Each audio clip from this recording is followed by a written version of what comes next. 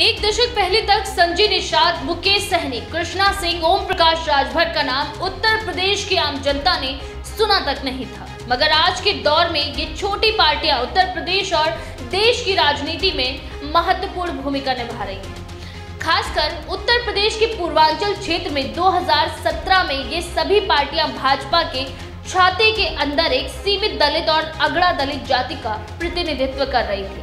उदाहरण के लिए अपना दल कमेरावादी और अपना दल सोनेवाल इस बार कुल 23 विधानसभा सीटों पर चुनाव लड़ रहे हैं, जो उसके 2017 विधानसभा में लड़ी गई 11 सीटों से दुगनी है। इसी तरह ओम प्रकाश राजभर की सुहेल देव भारतीय समाज पार्टी, जो सपा के साथ गठबंधन में है, 18 सीटों पर चुनाव लड़ रही है और संजय निषाद की निषाद पार्टी के लिए भाजपा ने 16 सीटें छोड़ दी।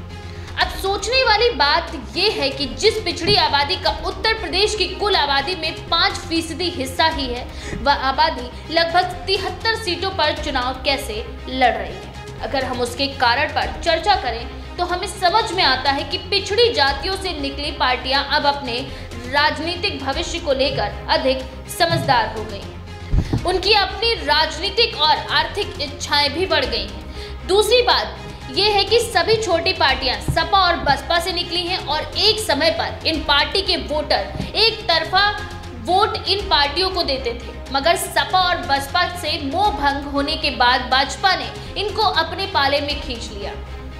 अब देखने वाली बात यह भी है कि 2012 के बाद से जब से इन पार्टियों को अपना राजनीतिक महत्व और अस्तित्व की समझ आई, तब से इन पार्टियों का राजनीतिक विकास ऊपर की तरफ ही गया है।